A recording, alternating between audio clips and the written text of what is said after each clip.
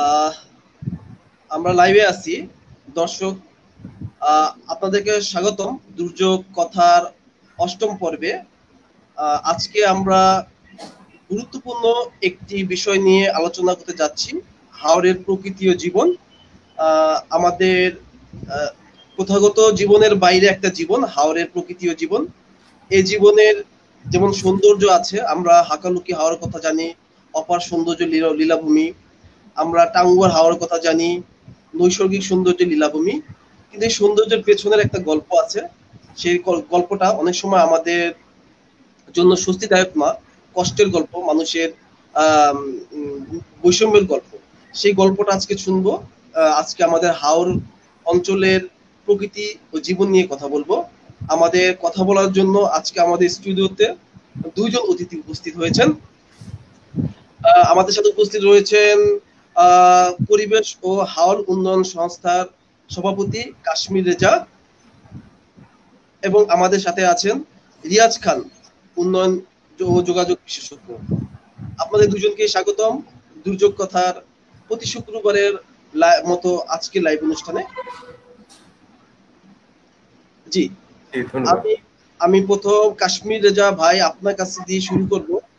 আসলে হাওরকে তো আমরা জানি যে অপার সম্ভাবনার আধার, সম্পদের সম্পদের আধার। তো আসলে আমরা বাইরে থেকে যারা ঘুরতে যাই প্রতি বছর একটা নির্দিষ্ট সময়, যেভাবে হাওরকে আমরা দেখে আসি, আসলে হাওরের গল্পটা কি সেরকম? অর্থাৎ আমরা জানি এর পেছনে একটা কষ্টের গল্প আছে, হাওরবাসী দীর্ঘদিনের পুঞ্জীবিত কষ্ট আছে, যেটা আসলে আপনারা যারা ওই পর্যায় থেকে দীর্ঘদিন ধরে একটা সংস্থার সাথে কাজ করছেন এবং ওই এলাকার স্থানীয় বাসিন্দা, তারা ভালো বলতে পারবেন। আসলে গল্পটা কি, আসলে হাওরবাসীর কষ্টটা কি, হাওরে কি হয়? ধন্যবাদ। প্রথমেই আপনাকে ধন্যবাদ জানাচ্ছি এবং আপনার মাধ্যমে যারা শুনছেন এই অনুষ্ঠান তাদের সকলকে আন্তরিক শুভেচ্ছা জানাচ্ছি। আমাদের সাথে উপস্থিত আছেন জনাব রিয়াজ খান, উন্নয়ন যোগাযোগ বিশেষজ্ঞ, তাকে। এবং আপনি যে কথাটা বলছেন যে হাওরবাসীর যে জীবন, সেই জীবনের পিছনে একটি গল্প আছে, যে গল্প আপনারা হাওরে বেড়াতে গেলে স্বভাবত যারা যান তারা হাওরে যে রূপ সৌন্দর্য দেখে মুগ্ধ হন, সেটিতেও একটি বিষয় আছেই। তবে হাওরবাসীর জীবনে কিন্তু একটি কষ্টেরও গল্প আছে। আমরা বলি যে হাওরবাসীর জীবনটাই হলো সংগ্রামের, এটি একটি সংগ্রামী জীবন। দেখুন, হাওরবাসীর জীবন এবং জীবিকা এই দুটোই কিন্তু একটি ঝুঁকির মধ্য দিয়ে যাচ্ছে। আমরা যদি জীবনের কথা বলি তাহলে দেখবেন যে হাওরে বজ্রপাতে মৃত্যু হচ্ছে। দেখা যাচ্ছে যে প্রতি বছরেই বেশ কিছু সংখ্যক মানুষ হাওরে বজ্রপাতে মারা যাচ্ছেন। তারপরে নৌকা ডুবিতে মৃত্যু হচ্ছে। এই মাত্র কদিন আগেই নেত্রকোনার মদনে 18 জন মানুষ মারা গেলেন নৌকা ডুবিতে। শুধু এই 18 জনই না, এই সপ্তাহের মধ্যেই যদি আপনি দেখেন অন্তত 25 জনের মতো মানুষ মারা গেছেন নৌকা ডুবিতে হাওরে। তো এই যে মানুষের জীবন, সেটা কিন্তু একটা ঝুঁকির মধ্যে আছে। এর বাইরে যদি আমি বলি যে হাওরের মানুষের জীবনের গল্প, তাহলে বলতে হবে যে এই যে মানুষের মনে করেন শিক্ষা, স্বাস্থ্য, যোগাযোগ বা যাতায়াত, এই সব ক্ষেত্রেই কিন্তু হাওর এলাকার মানুষ দেশের আর 10টি এলাকার মানুষের চেয়ে পিছিয়ে আছে। এটি তাদের একটি কষ্টের বিষয় এবং সেই পিছিয়ে থাকার মূলে বেশ কিছু কারণ আছে। কিছু আছে প্রাকৃতিক কারণ, প্রকৃতিগত ভাবেই একটি পিছিয়ে পড়া অঞ্চল বা একটু নিচু এলাকায় হাওরের মানুষের জন্য। কিন্তু হাওর কিন্তু সম্পদে ভরপুর, সেই সম্পদকে আমরা কিন্তু কাজে লাগাতে পারিনি।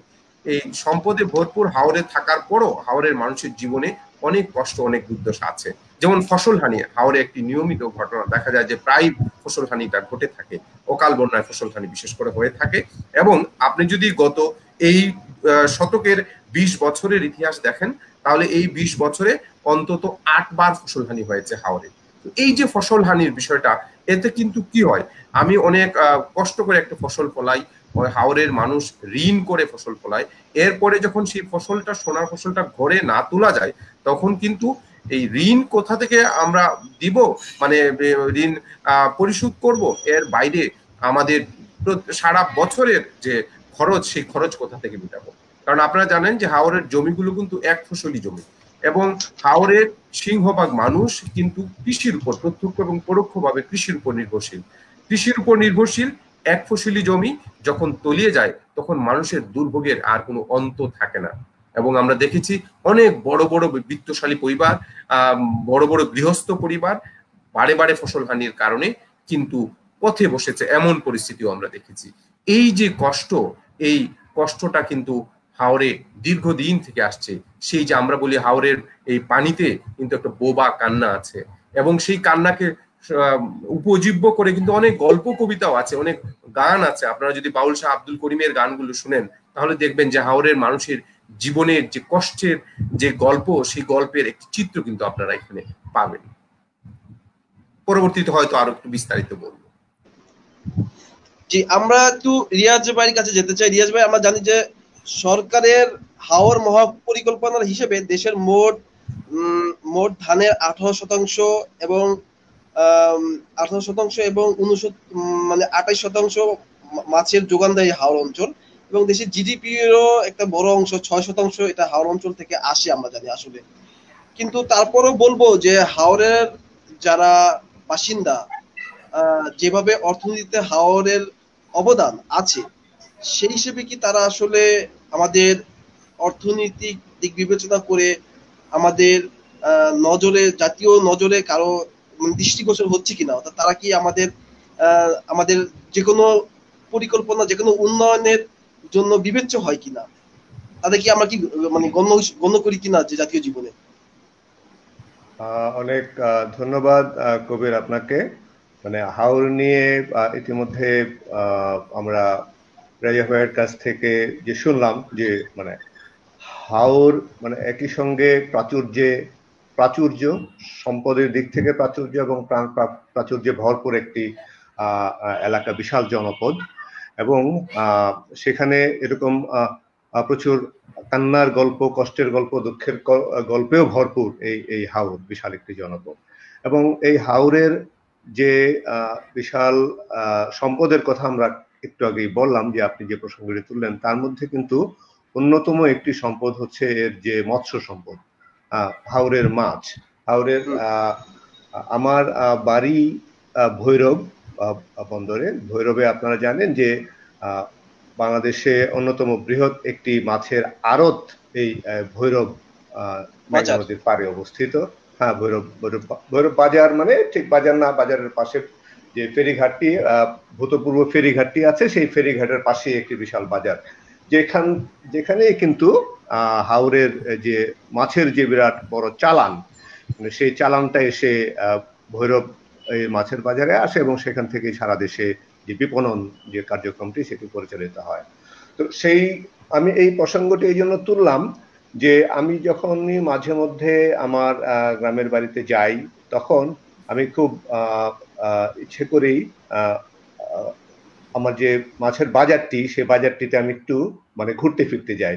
প্রথমত অল্প কিছু মাছ কেনাকাটা যেরকম করা হয়, মূলত একটু জানার জন্য যে এখন তাহলে মাছের অবস্থাটা কি, যারা মাছ ধরছে, যারা মাছ বিক্রয়ের সঙ্গে জড়িত, টোটাল প্রক্রিয়ার সঙ্গে জড়িত, তাদের অবস্থাটা কি। সত্যি কথা বলতে যে আমি ইদানিংকালে প্রায় 2-3 বছর ধরে শুনতে পাচ্ছি যে মাছের এখন আর আকাল, মাছ অনেক অনেক কমে গেছে। যে পরিমাণ মাছ একটা সময় হাওর থেকে আসতো, সেই মাছ প্রচুর পরিমাণে কমে গেছে। আমরা জানি যে প্রাকৃতিক যে মাছের অনেক প্রজাতি এখন বিলুপ্ত হয়ে গেছে, বেশ কয়েকটি জাতি এখন পাওয়া যাচ্ছে না। রাইট, অনেকগুলো বেশ কিছু প্রজাতি যেরকম বিলুপ্ত হয়েছে, ঠিক তেমনি করে সব ধরনের মাছেরই যোগান, যেটাকে বলা হয়, যোগান কমে গেছে। এখন এই যোগান কমে যাওয়ার পেছনে নানাবিধ কারণ রয়ে গেছে। একটি অন্যতম বড় কারণ হচ্ছে, আমরা সকলেই জানি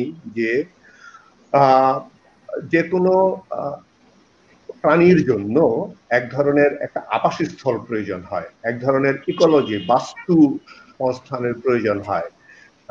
তো এই যে হাওরের যে বিশাল মাছের যে প্রাচুর্য ছিল, তার সঙ্গে কিন্তু এই যে বিশাল হাওর অঞ্চলে মাছের যে প্রজনন যে ব্যবস্থা, মাইগ্রেশন, এক জায়গা থেকে আরেক জায়গায় যাওয়ার যে রুট, এগুলো অনেক গুরুত্বপূর্ণ একটি ব্যাপার ছিল। কিন্তু বর্তমানে নানাভাবে, অপরিকল্পিতভাবে, এবং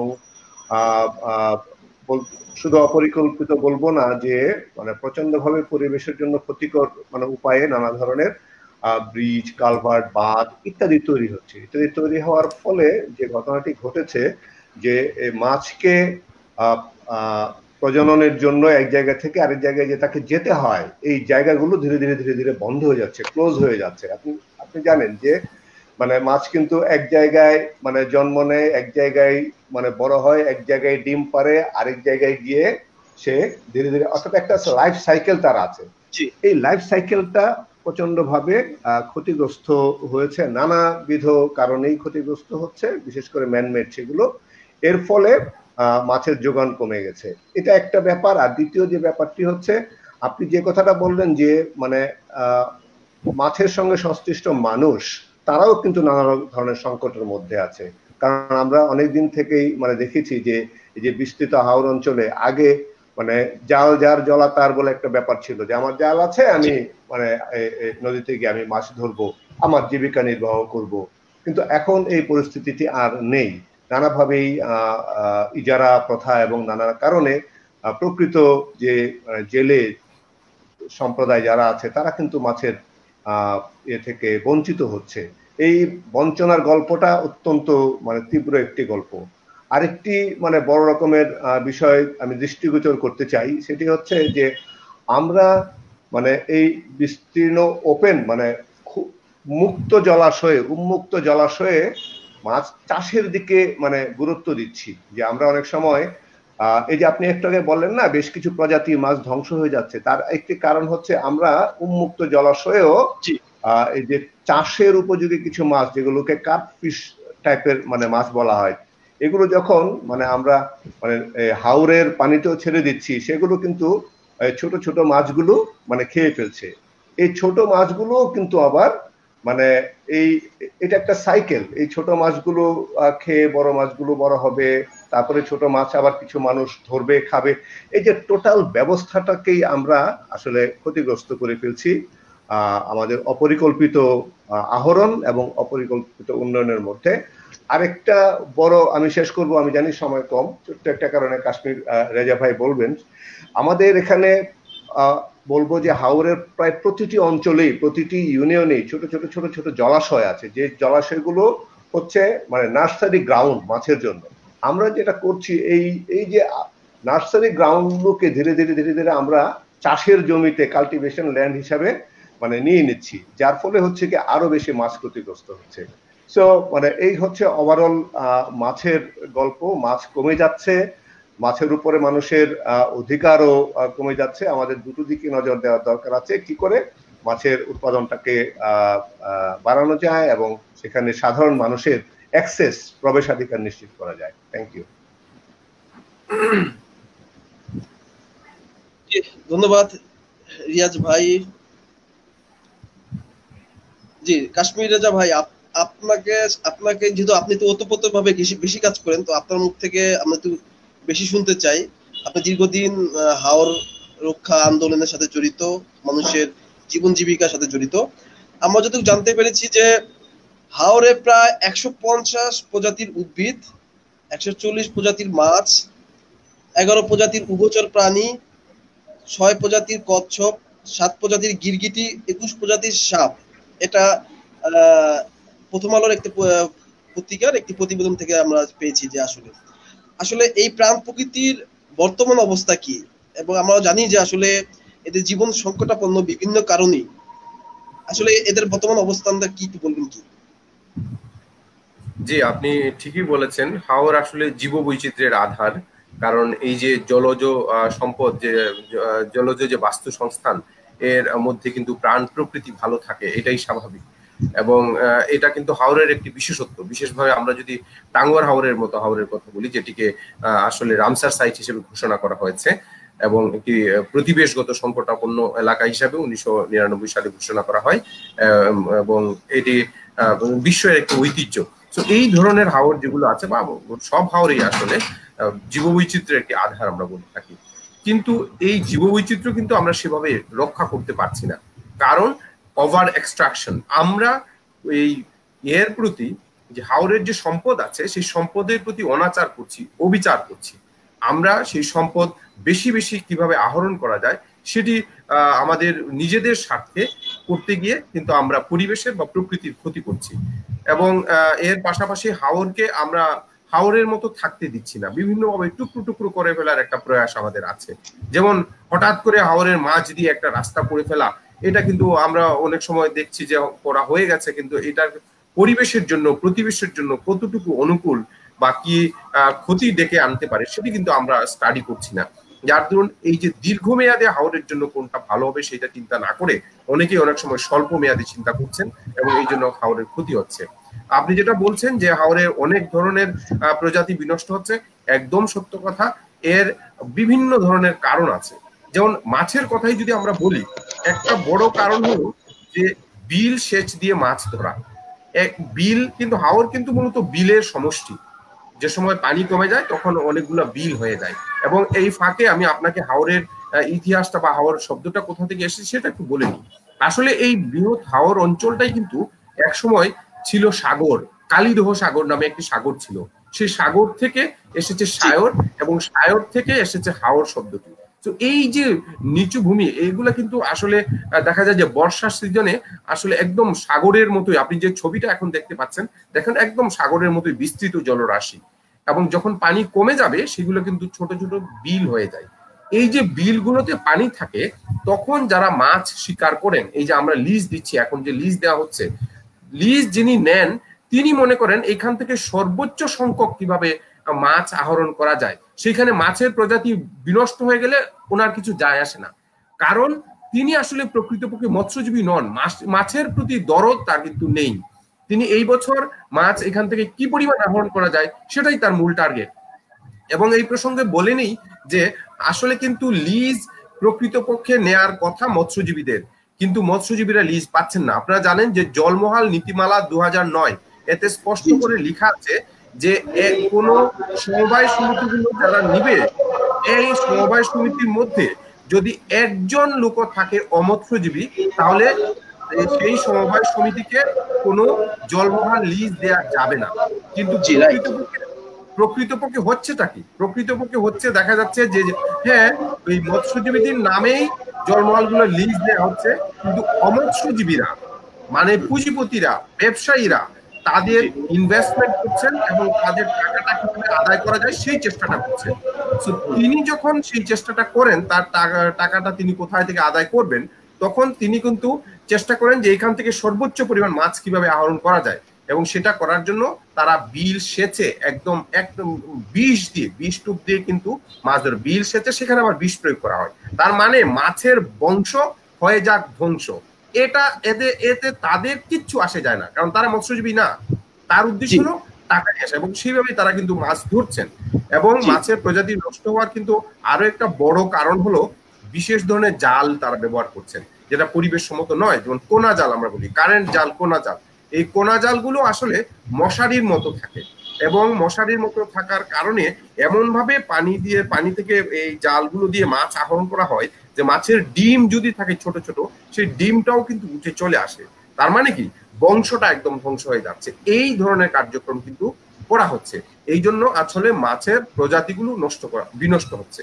এবং প্রজাতির বিনষ্ট হওয়া, আপনি যদি উদ্ভিদের কথা বলেন, গাছ কাটা হচ্ছে, গাছ কাটা বন্ধ করা যাচ্ছে না। এখন গাছ কাটা বন্ধ করার জন্য আপনাকে শুধুমাত্র মাইকিং করে বললে হবে না গাছ কাটা বন্ধ করুন, গাছ কাটা বন্ধ করুন। এটা কিন্তু প্রকৃত ওয়ে না। ওয়েটা কি? কেন গাছ কাটছে আপনি দেখুন। গাছ তারা আসলে মূলত কাটে তাদের জ্বালানির জন্য, ঠিক আছে? এখন জ্বালানির আপনি বিকল্প ব্যবস্থা করে দেন। জ্বালানির বিকল্প ব্যবস্থা কিন্তু আজকাল যে একদম ইম্পসিবল সেটা কিন্তু নয়। আমরা জানি বিভিন্ন ধরনের বিকল্প আছে, যেমন এখানে নতুন কোন প্রযুক্তি আনা যায় কিনা, বা সৌর বিদ্যুতের মাধ্যমে করা যায় কিনা, ইলেকট্রিসিটির মাধ্যমে করা যায় কিনা, বা গ্যাস আছে, এখন এলপিজি আছে, সেগুলোর মাধ্যমে করা যায় কিনা, আমাদেরকে গবেষণা করতে হবে। এগুলা ইন্ট্রোডিউস করা যায় কিনা সেটা চিন্তা করতে হবে। তাহলে আমাদেরকে কি করতে হবে, যে শুধুমাত্র দোষ দিলেই হবে না, সেটা কিভাবে বন্ধ করা যায় বিকল্প দিতে হবে। আরেকটা বিষয় হলো হাওরের প্রতি যারা অত্যাচার করেন তারা আসলে দেখা যাচ্ছে যে তাদের আয় রোজগারের আর বিকল্প কোনো পথ নেই। তো বিকল্প কর্মসংস্থান সৃষ্টি করতে হবে। বিকল্প কর্মসংস্থান যদি সৃষ্টি করা না যায়, তাহলে হাওরের প্রতি যে মানুষের যে ওভার এক্সট্রাকশনের যে একটা টেন্ডেন্সি আছে সেটা কিন্তু বন্ধ করা যাবে না। এবং পর্যটন আরেকটা সমস্যা হয়ে দাঁড়িয়েছে। পর্যটন একটা সম্ভাবনা, অনেক মানুষের কর্মসংস্থান হচ্ছে, অবশ্যই ভালো, আমরা স্বাগত জানাই, কিন্তু পর্যটনটা হতে হবে পরিবেশ বান্ধব। এই যে আপনি গত কয়দিনই দেখবেন যে আমি নিজেও বাড়িতে গিয়েছিলাম, টাঙ্গুয়ার হাওরে দেখেছি যে পর্যটকরা যাচ্ছেন, দলে দলে যাচ্ছেন এবং মাইকে প্রচন্ড সাউন্ড বক্স দিয়ে গান বাজাচ্ছেন, শব্দ দূষণ হচ্ছে। তারপরে ইঞ্জিন নৌকা যাচ্ছে, ইঞ্জিন নৌকার কারণে যে মাছের যে আবাসস্থল সেগুলা নষ্ট হচ্ছে। তারপরে ইঞ্জিন নৌকা থেকে তেল যে নিঃসরণ হচ্ছে, অনেক সময় কেরোসিন বা অন্যান্য ডিজেল, এগুলাতে দেখা যাচ্ছে পানির গুণাগুণ নষ্ট হচ্ছে। এইগুলা হলো বিষয়। এবং এই যে পর্যটকরা যাচ্ছেন দলে দলে, এখানে রাতে থাকছেন, প্লাস্টিক বর্জ্য ফেলছেন, সো এই পর্যটনগুলোকে কিন্তু একটা নিয়ন্ত্রণের মধ্যে আনতে হবে। পরিবেশ বান্ধব যদি পর্যটন না হয় তাহলে কিন্তু এই পর্যটন কদিন পরে থাকবে না। এই বিষয়টা হলো অনেকটা এই ধরনের যে সোনার ডিম পাড়া মুরগিকে আমি মেরে ফেললাম, তখন তো আর ডিমই আসবে না, তাই না? সেই বিষয়গুলো কিন্তু হচ্ছে। তো এইসব বিষয়ে যদি আমরা এখন থেকে নজর না দিই তাহলে কিন্তু হাওরকে বাঁচানো যাবে না। এবং এখন তো করোনা ভাইরাসের কালে করোনা ভাইরাসও সংক্রমণ কিন্তু হাওরে হওয়ার একটা সম্ভাবনা রয়ে গেছে দলে দলে মানুষের যাওয়ার ব্যাপারে, যার জন্য সুরক্ষার বিধিটাও কিন্তু আমাদের মাথায় রাখতে হবে বলে আমি মনে করছি। জি, থ্যাংক ইউ। আসলে কথা আপনি যা বলেছেন অ্যাবসলিউটলি একদম ঠিকই বলেছেন যে হাওরে এমন হয়েছে যে আমরা শুনেছি যে হাওরে অস্ত্রের জনজননী শোনা যায়, যে অস্ত্র নিয়ে অনেকে পাহারা থাকে, ওই অঞ্চলের যে ইজারা দেয় ওই অঞ্চলের বাইরে কেউ মানে মাছ ধরতে পারবে না অঞ্চল ভিত্তিক। তো সেটা আসলে দুঃখজনক আমাদের জাতীয় জীবনে। এই প্রসঙ্গে আমি একটু বলে নিই, আপনি যেহেতু প্রসঙ্গটার অবতারণা করেছেন, যে হাওরে কিন্তু এর আগে অনেক হতাহত হয়েছে শুধুমাত্র মাছ ধরাকে কেন্দ্র করে। যেমন টাঙ্গুয়ার হাওরে আমরা জানি একসাথে 4 মার্ডার, একসাথে 4 জন মানুষকে গুলি করে হত্যা করা হয়েছে। শুধু অপরাধ কি? মাছ ধরা। কিন্তু এটা অত্যন্ত দুঃখের বিষয় যে হাওরে দেখেন আমার জমি, আমি জমির মালিক, কিন্তু বছরের একটা সময়ে সেই জমি থেকে আমি নিজেই মাছ ধরতে পারি না। আমার জমি, আমি এই জমির জন্য খাজনা দিই, কিন্তু বছরে একটা সময় এই জমি থেকে আমি মাছ ধরতে পারছি না। ইভেন মাছ ধরার জন্য ইজারাদাররা আমাকে গুলি করতে পারে, মাছ ধরার জন্য মারপিট করেছে ইজারাদাররা আমার জমিতে আমি মাছ ধরার জন্য। সেই ধরনের ঘটনা কিন্তু হাওরে ঘটেছে। এইসব বিষয় নিয়ে আমাদেরকে ভাবতে হবে এবং নতুন করে আইন প্রণয়ন করার প্রয়োজন রয়েছে বলে আমি মনে করি।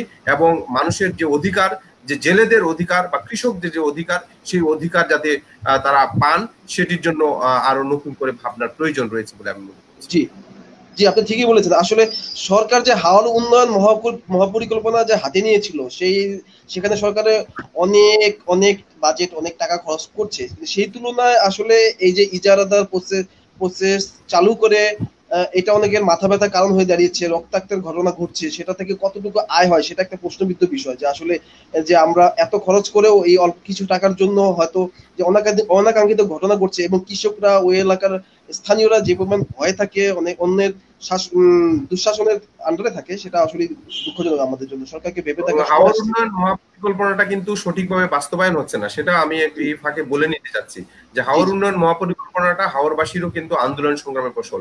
আমরা আমাদের সংগঠন পরিবেশ ও হাওর উন্নয়ন সংস্থার পক্ষ থেকে 2011 সালে কিন্তু একটা সাংবাদিক সম্মেলন করেছিলাম সুনামগঞ্জে, এবং সেইখানে আমরা হাওর উন্নয়ন মহাপরিকল্পনার দাবি তুলেছিলাম। যাই হোক, যে কোনো ভাবেই হোক হাওর উন্নয়ন মহাপরিকল্পনাটা হয়েছে এবং একটা ভালো পরিকল্পনা হয়েছে বলে আমরা মনে করি, কিন্তু সেই পরিকল্পনা কিন্তু সঠিকভাবে বাস্তবায়ন হচ্ছে না। আমরা মনে করি যদি হাওর উন্নয়ন মহাপরিকল্পনা বাস্তবায়ন হতো তাহলে অনেক সমস্যারই কিন্তু সমাধান হতো। জি জি, একটু রিয়াজ ভাই বলবেন কি, আসলে আপনি তো আপনার বেড়ে ওঠা হাওর অঞ্চলের কিশোরগঞ্জে বললেন, তাহলে আসলে ওই শৈশবের কৈশোরের হাওর আর বর্তমান হাওর আপনি কি দেখছেন? আপনি যাওয়া যদি না থাকেন স্থায়ীভাবে, আসলে চোখে কি পড়ে আপনার, গিয়ে কি দেখেন, হাওরের পরিবর্তনটা কি লক্ষ্য করা যাচ্ছে?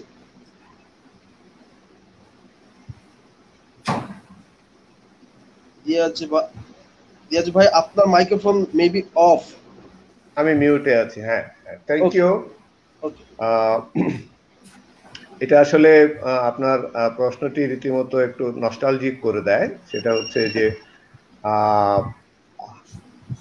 হাওরের বিচরণ কিন্তু আমার ছোটবেলা থেকেই। হ্যাঁ, আমার বাড়ি ভৈরব এবং কিশোরগঞ্জের যে বিস্তীর্ণ হাওর যে অঞ্চলটি আছে, বাজিতপুর, কুলিয়ারচর, মিটামাইন, ইটনা, অষ্টগ্রাম, এইসব জায়গায় প্রচুর ঘুরেছি, প্রচুর বেরিয়েছি, আত্মীয় স্বজন আছে, বেড়াতে যেতাম। তারপরে হচ্ছে ইভেন এই হাওরকে ধরে অনেক দূর পর্যন্ত, ইভেন নেত্রকোনা পার হয়ে একেবারে সুনামগঞ্জের দিক দিয়ে পর্যন্ত মানে অনেকবার মানে যাওয়ার সুযোগ হয়েছে, ছোটবেলাতেও গিয়েছি। বাট তখন যে বিষয়টা ছিল যে তখন আমরা একটা জিনিস দেখতাম যে এই হাওরের মানুষের জীবনের 6 মাস কিন্তু হাওরের মানুষ পানিবন্দী না, মানে পানির মধ্যে বিস্তীর্ণ জলরাশির মধ্যে থাকে।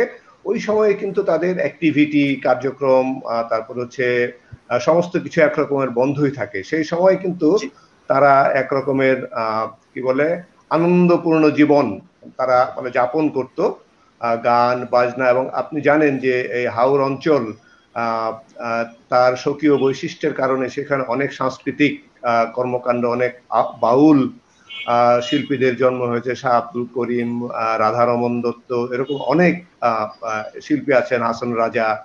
তাদের গানগুলো কিন্তু মানে এই জীবনেরই সমৃদ্ধির পরিচায়ক। এখন যেটা হয়েছে যে মানুষের জীবনধারা আসলে পরিবর্তন হয়ে গেছে। যে একটা সময় ছিল ওই জীবনটাই তারা মানে হাওরের এই 6 মাসের কর্মজীবন, 6 মাসের অবসর জীবন, হাসি কান্না গান আনন্দ এগুলো নিয়ে তারা যে চলতো, বহমান একটা জীবন ছিল। তারা তাদের যে রিসোর্স ছিল, যে ধান তারা উৎপন্ন করতে পারতো, আশেপাশের যে মাছ, মানে একটা পরিবার তার সারা বছরের যে আহারের জন্য এই জমি থেকে মানে বোরো ধান যেটা পেতো এটা দিয়ে তার সংসার সুন্দর করে চলে যেত। তারপরে হচ্ছে যে বাড়ির ঘাটে নামলেই হচ্ছে গিয়ে জল, সেই জলে দুবেলা একবেলা একটু মাছ ধরে এই তাদের প্রতিদিনকার মাছের আহার চলে আসতো। সেভাবে খুব একটা দারুণ জীবন যাপন করতো। কিন্তু এই জীবনটা আসলে এখন মানে বদলে গেছে। জীবনটা বদলে গেছে এই জন্য যে বর্তমান সময়ে আপনি দেখবেন যে হাওরের যে পরিবেশ প্রতিবেশ, হাওরের যে সম্পদ, এই সম্পদ অনেক মানে সীমিত হয়ে গেছে। আমরা একটু আগে মৎস্য সম্পদের কথা বলছিলাম, সেই মৎস্য সম্পদ কিছু কিছু ক্ষেত্রে বিলীন হয়ে গেছে, কিছু কিছু ক্ষেত্রে অনেক কমে গেছে। তারপরে ধরেন যে হাওরের যে ফসল বোরো ধান, যেটা তাদের জীবনের এবং জীবিকার একটা অন্যতম উৎস, প্রতি বছরই কোনো না কোনো ভাবে মানে বন্যা এবং প্রাকৃতিক দুর্যোগের কারণে কিন্তু ফসল হানি হচ্ছে। এই ফসল হানি আগে কিন্তু এই ফসল হানিটা এরকম হতো না। এখন এই বন্যার পরিমাণ এবং ফসল হানির পরিমাণও কিন্তু খুব ব্যাপকভাবে বেড়েছে।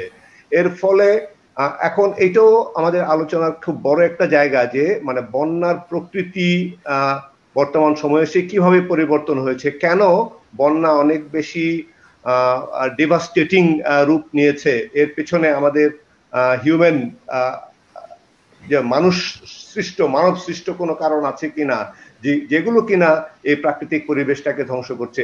আমি বলবো অবশ্যই আছে। মানুষের সৃষ্ট কারণেই কিন্তু আজকে হাওরের যে জলরাশি, যেটা ছিল সম্পদ, সেই জলরাশি কখনো কখনো আমাদের মানে ভয়াবহ দুর্যোগ এবং আমাদের বিপদের কারণ হয়ে আসে। আমরা 2018 বা 17 সালের দিকে একটা ভয়াবহ মানে বন্যার রূপ দেখেছি, যেখানে মানে সমস্ত হাওরের সমস্ত ফসল মানে পুরোপুরি ধ্বংস হয়ে গিয়েছিল। এবং এটা যে শুধুমাত্র হাওরের মানুষকে সমস্যায় ফেলেছে তা না, এই হাওরের এই ধান কিন্তু যে ধান আমরা পাই সেটা যে আমাদের জাতীয় যে উৎপাদন, সেই জাতীয় উৎপাদনের একটা বৃহৎ অংশ কিন্তু আমাদের রাইস প্রোডাকশনের এই হাওর থেকে আসে। এগুলো কমে যাচ্ছে। এই যে মানে প্রতিনিয়ত তার চারিপাশের সমস্ত সম্পদ যে একটু একটু একটু একটু করে ধ্বংস হয়ে যাচ্ছে, প্রাকৃতিক পরিবেশটা ধ্বংস হয়ে যাওয়ার ফলে এইটা হাওরের মানুষের জীবনের দুঃখ কষ্টকে আরো অনেক বাড়িয়ে দিয়েছে, হাওরের মানুষের জীবনের সংগ্রামকে আরো অনেক বেশি তীব্র করে ফেলেছে। এবং এখন আর মানুষ ছোটবেলায় গিয়ে যেরকম গান শোনার যে জায়গাগুলো ছিল, এখন আমার মনে হয় যে গান শোনার মতো বা গান গাওয়ার মতো মানুষেরও মানে সংকট তৈরি হয়েছে। সে গান গাইবে নাকি তার জীবন জীবিকার মানে চিন্তা সংগ্রাম করতে করতে জীবন পার করবে, এই সংকটটি এখন তৈরি হয়েছে। এই পার্থক্যটুকু আমি টের পাই। আর হচ্ছে আপনি যেটা বললেন যে আগে যেটা ছিল হাওরের অগাধ জলরাশি, এই জলরাশিও কিন্তু খণ্ডিত হয়ে যাচ্ছে। হ্যাঁ, একটু একটু একটু একটু করে এখানে মানে মাছের জন্য এখানে কিছুদিন আগে আমার মনে আছে, সম্ভবত 2 বছর আগে কোন একটা ঈদের পরে আমরা 10-12 জনের একটা দল, আমরা যেটা ইয়ে করেছিলাম যে একটা নৌকা ভাড়া করে বাজিতপুর থেকে শুরু করে আমরা 5 রাত হাওরের মানে জলরাশিতে আমরা কাটিয়েছি।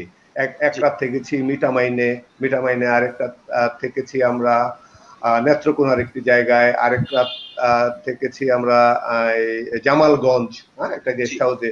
মানে প্রতি রাতে কেউ কেউ আমরা আবার মানে নৌকাতেও রাত পার করেছি। তো যেটা বললাম যে এটা অনেকদিন পরে হাওরকে আরো ক্লোজলি 5-7 দিনের একটা ভ্রমণ মানে ট্যুর দিয়েছিলাম, যে টু সি যে হাওরটা এখন মানে কি অবস্থায় আছে, কি ইয়াতে আছে। তো সেখানে দেখছিলাম যে বিভিন্ন জায়গায় মানে এক ধরনের জাল দিয়ে, বাঁধ দিয়ে এমন ভাবে অবস্টেকল তৈরি করা হয়েছে যে এখন আর মানুষের ইভেন মোবিলিটিটা অনেক চ্যালেঞ্জিং হয়ে গেছে। আপনি চাইলে খুব স্ট্রেট ফরওয়ার্ড আপনার মতো করে যেতে পারবেন না, দেখবেন যে এখানে বাধা সেখানে বাধা।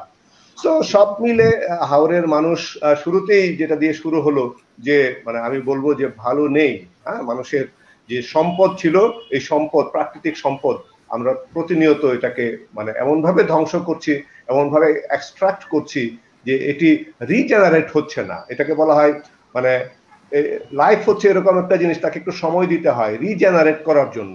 সো আমরা এক্সট্রাকশন প্যাটার্নটা এমন হচ্ছে যে আমরা রিজেনারেট করার সময়টুকু দিচ্ছি না, এর ফলে মানে হাওরের সামগ্রিক জীবন অনেক বেশি মানে কান্নাময় হয়ে উঠছে।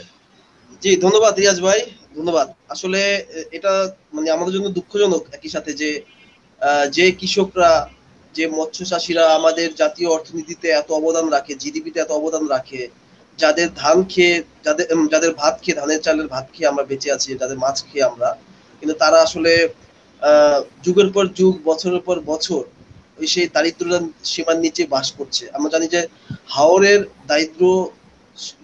দরিদ্রতার হার অন্যান্য অঞ্চলের অনেক প্রকট। আসলে হাওর তো আজকের ঘটনা না, এটা যুগের পর যুগ এভাবে চলে আসছে। হাওর নিয়ে অনেক ইতিহাস, দীর্ঘ ইতিহাস আছে, বিস্তীর্ণ এলাকা, মাইলের পর মাইল। তাহলে আসলে ব্যাপারটা কি, যে এই অঞ্চলে যারা হাওরের সম্পদের আধার ঠিকই বলছেন, মাছ, প্রচুর মাছ, প্রচুর ধান হয়, তাহলে কৃষকদের জীবন মানের উন্নয়ন হচ্ছে না কেন? চাষীদের জীবন মানের উন্নয়ন হচ্ছে না কেন? রেজা ভাই কি মনে করেন? ধন্যবাদ। আসলে এইখানে অনেক বিষয় জড়িত আছে, আর জীবন মানের উন্নয়ন একেবারে হচ্ছে না সেটার সাথেও আমি কিন্তু পুরোপুরি একমত নই। আমার মনে হচ্ছে যে আগের চেয়ে এখন অনেক কিছুই অনেক ক্ষেত্রেই কিন্তু কিছু উন্নয়ন হয়েছে। যেমন আমরা যা দেখি, মনে করেন হাওরের একদম প্রত্যন্ত অঞ্চলে এখন বেশ কিছু শিক্ষা প্রতিষ্ঠান, আগে যেসব জায়গায় শিক্ষা প্রতিষ্ঠান ছিল না সেই সব জায়গায় শিক্ষা প্রতিষ্ঠান হয়েছে। বিদ্যুৎ আমরা পাচ্ছি সেই সব জায়গায়, সেই ধরনের বিষয় আছে।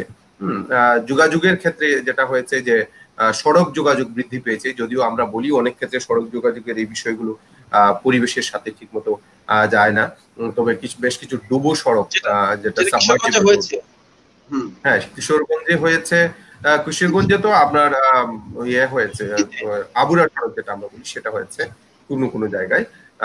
তারপরে আমরা যেটা বলছি যে সাবমার্জিবল রুট, পরিবেশ পানির প্রবাহকে যাতে বাধাগ্রস্ত না করে, সেটা হয়েছে। আবার উড়াল সেতু হওয়ারও কিন্তু পরিকল্পনা এখন রয়েছে সরকারের, মাননীয় প্রধানমন্ত্রী নিজেই বলেছেন যে প্রয়োজনীয় উড়াল সেতু হবে। আমার মনে হয় কিছু কিছু উন্নয়ন যেগুলো আসলে প্রাণ প্রকৃতির জন্য আসলে ঠিক সেভাবে যায়ও না আমাদের, যেটা মনে হয়। হ্যাঁ, ওইটাই, মানে হাওরকে আসলে হাওরের মতোই থাকতে দিতে হবে। এখানে আমরা হাওরকে যদি শহর বানিয়ে ফেলি তাহলে কিন্তু যে আলটিমেটলি দীর্ঘমেয়াদী যে সুফল সেটা কিন্তু আমরা পাবো না। তার জন্য আমরা মনে করি হাওরকে হাওরের মতোই রাখতে হবে। হাওরের বুক চড়ে শুধুমাত্র একটা সড়ক হয়ে গেলেই যে হাওর সমস্যার অনেক সমাধান হয়ে যাবে তা কিন্তু নয়।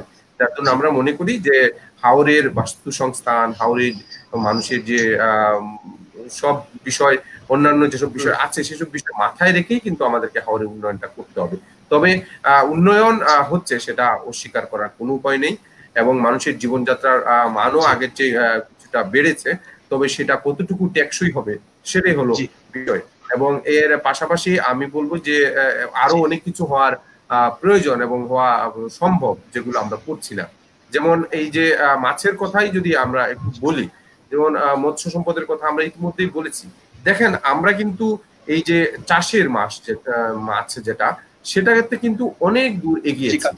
হ্যাঁ, এবং বাংলাদেশ আমরা সর্বশেষ যেটা দেখলাম যে সারা বিশ্বে সেকেন্ড মাছের উৎপাদনে আমরা দ্বিতীয় অবস্থানে আছি। হ্যাঁ, এটা কয়েকদিন আগে আমরা চতুর্থ ছিলাম, সেক্ষেত্রে উন্নতি হয়েছে।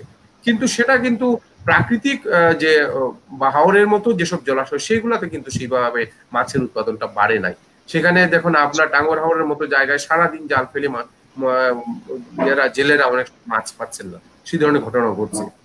কিন্তু এটা কিন্তু একটা অপার সম্ভাবনা, এই যে হাওরে মাছের উৎপাদনটা এটা একটা অপার সম্ভাবনা। এবং আমরা এখন যেটা বলছি যে আমরা শুধু হাওরে ধান করে আমরা একদম করে ফেললে হবে না, হাওরে কিন্তু মাছের বিরাট একটা সম্ভাবনা আছে। শুধু ধানের পিছনে পড়ে থাকলে আমাদের হবে না, মাছের উৎপাদনটা কিভাবে বাড়ানো যায় সেটা নিয়ে আমাদেরকে ভাবতে হবে। এবং আমরা আমাদের সংগঠন পরিবেশ ও হাওর উন্নয়ন সংস্থার পক্ষ থেকে এই ধরনের বেশ কিছু কার্যক্রম কিন্তু বিভিন্ন সময় নিয়েছি। যেমন আপনাকে একটু আগেই আমরা যেটা বললাম যে পোনা জাল এবং কারেন্ট জাল সেটা বন্ধ করতে হবে, কারণ এই সব জালের কারণে মাছের পোনা ধ্বংস হয়ে যাচ্ছে, ডিম ধ্বংস হয়ে যাচ্ছে। আমরা আমাদের সংগঠনের পক্ষ থেকে বিভিন্ন সময় পোনা জাল বিরোধী অভিযান, আমরা পোনা জাল বিরোধী প্রচারণা, আমি বলবো পোনা জাল বিরোধী বিভিন্ন প্রচারণা, আমরা লিফলেট করেছি, মাইকিং করেছি, নিজেরা বিভিন্ন জায়গায় গিয়েছি, জেলেদের সাথে গিয়ে কথা বলেছি, সমাবেশ করেছি, বিভিন্ন জায়গায় সমাবেশ করেছি যে এই জালগুলো বন্ধ করতে হবে। এবং জেলেদের নিয়ে আমি বলবো যে একটা উল্লেখযোগ্য সমাবেশ আমরা যেটা করেছি, যেটা টাঙ্গুয়ার হাওরে গত বছর করেছিলাম, টাঙ্গুয়ার হাওর পাড়ে মুয়াজ্জমপুর হাই স্কুল মাঠে। এবং সেখানে অনেক জেলেরা একত্রিত হয়েছিলেন, প্রায় 10,000-এর মতো জেলে এবং কৃষক একত্রিত হয়েছিলেন।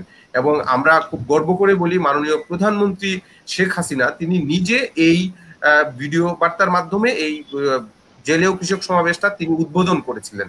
এবং এখানে মাননীয় পরিকল্পনা মন্ত্রী ছিলেন প্রধান অতিথি হিসাবে। এর বাইরে সুনামগঞ্জের মানে স্থানীয় সংসদ সদস্য মোয়াজ্জেম হোসেন রতন তিনি ছিলেন, এবং জেলা প্রশাসক সহ অনেকেই ছিলেন। তো এইখানে জেলেরা যে দাবিটা মুখ্যভাবে তুলেছিল সেটা আমি এখানে বলতে চাচ্ছি।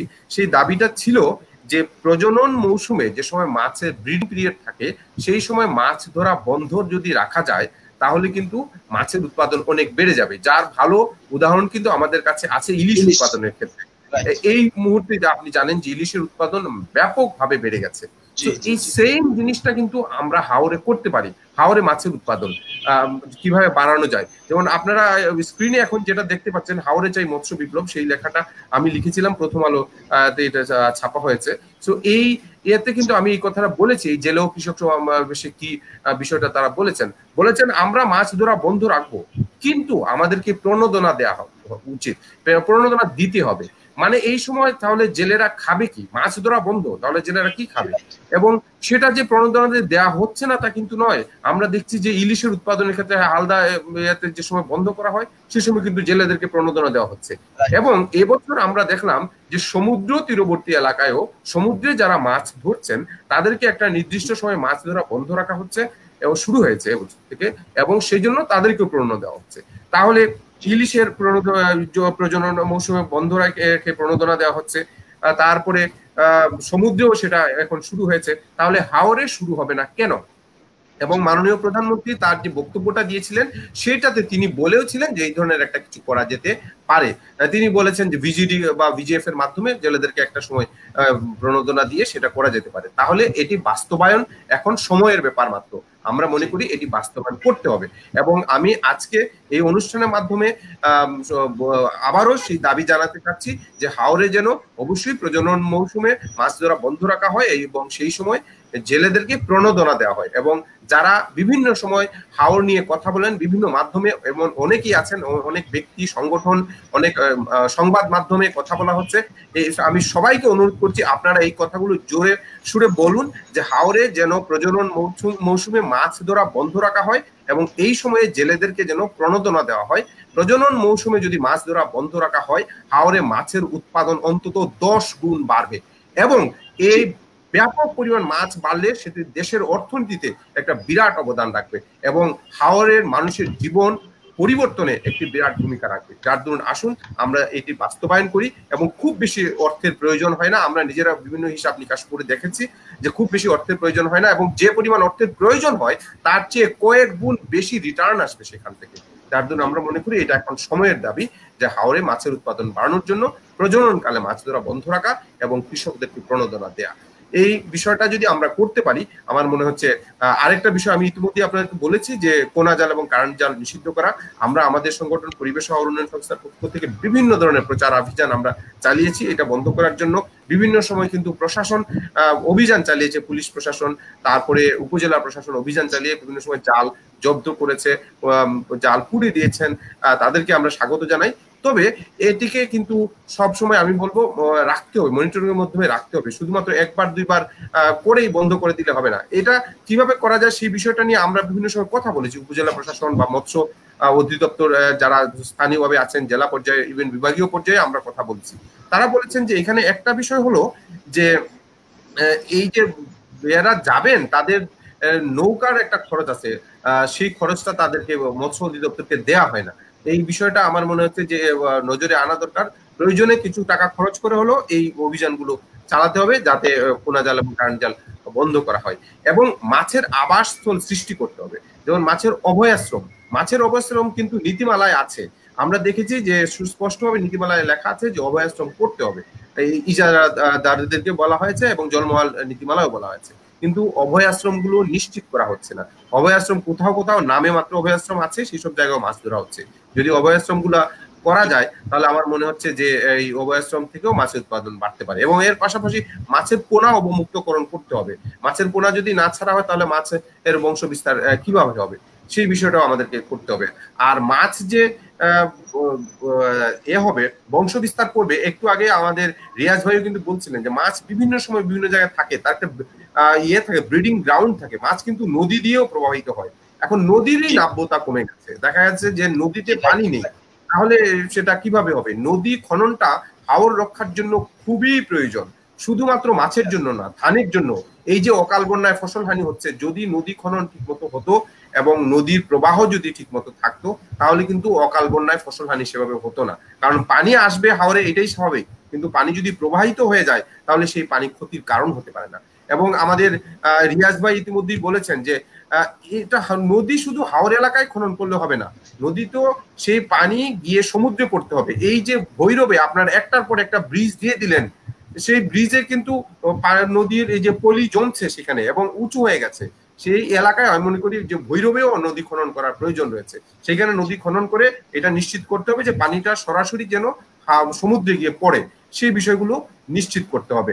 এবং অকাল বন্যা থেকে হাওরবাসীকে বাঁচাতে হবে, কারণ অকাল বন্যা আর বিষয়টা ইতিমধ্যেই আমি আপনাদেরকে বলেছি যে হাওরের যে সম্পদ, সে দুটি সম্পদ, একটি হলো মাছ আর একটি হলো ধান।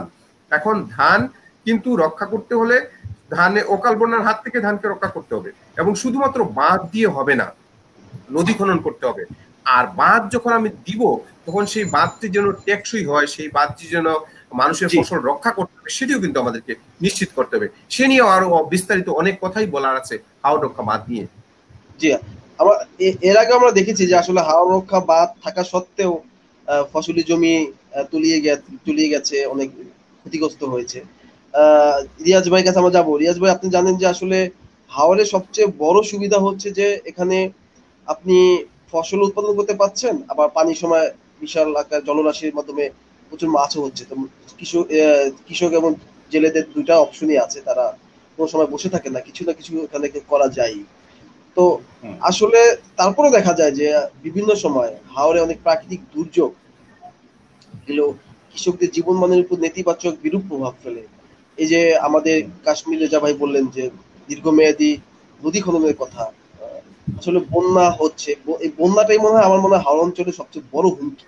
যদি পানি থাকার কথা কি নির্দিষ্ট সময়, কিন্তু পানিটা আর বেশি টাইমে থাকছে, এর ফলে ফসলের ব্যাপক ক্ষতি হচ্ছে। আসলে এটা কি রিয়াজ ভাই কি মনে করেন, এটা কি আসলে কোনো সুরাহা সমাধান আছে? অনেক ধন্যবাদ। মানে নিশ্চিতভাবেই সুরাহা সমাধান আছে।